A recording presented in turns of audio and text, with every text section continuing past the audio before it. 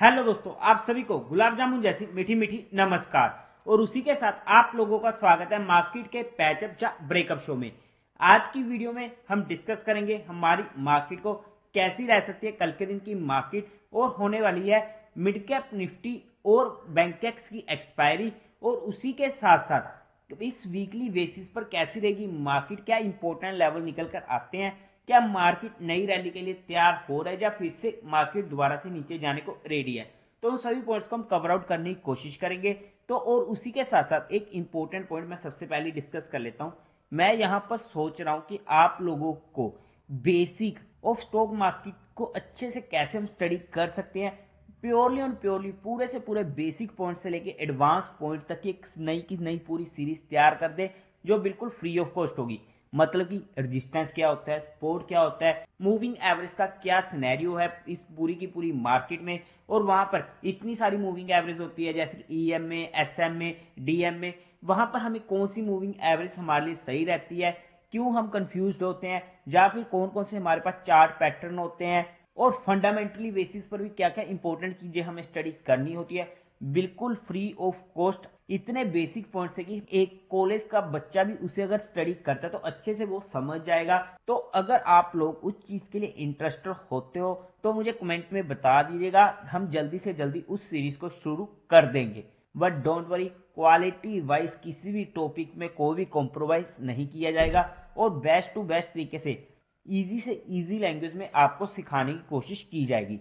अब हम बात करते हैं हमारी मार्केट की, तो उससे पहले अगर हम फ्राइडे के दिन का एफआईए और डीआई डाटा चेकआउट करते हैं तो डीआईए ने 4350 करोड़ की बाइंग करी है और एफआई ने 3400 करोड़ की सेलिंग करी है।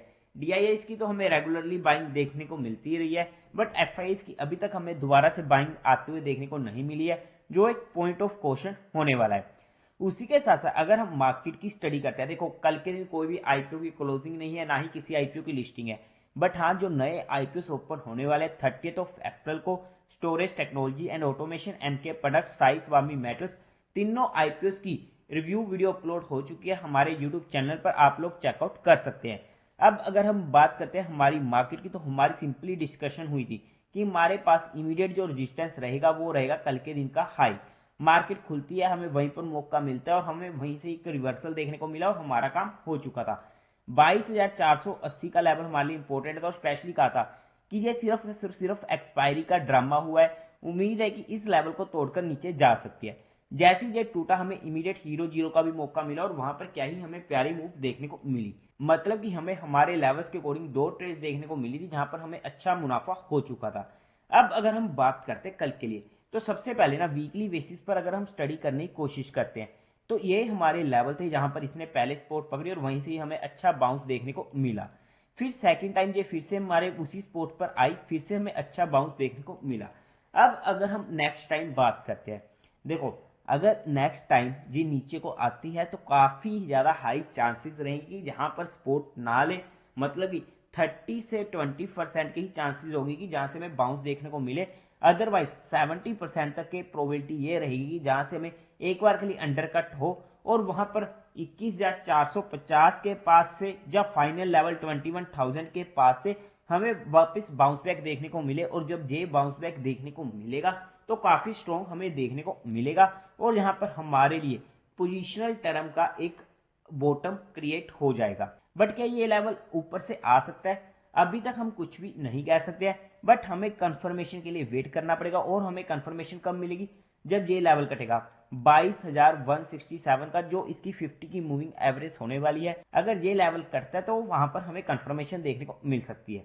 ये तो हो गई नीचेली साइड की बात। अगर हम ऊपर की साइड की बात करते हैं तो अगर ये लेवल 22,800 के लेवल के ऊपर काटती है और एक दो दिन की हमें क्लोजिंग देखने को मिलती है, तो हम वहां पर ये समझेंगे कि मार्केट नई रैली के लिए रेडी हो चुका है, तो हम वहां पर उस तरीके से बिहेव करेंगे।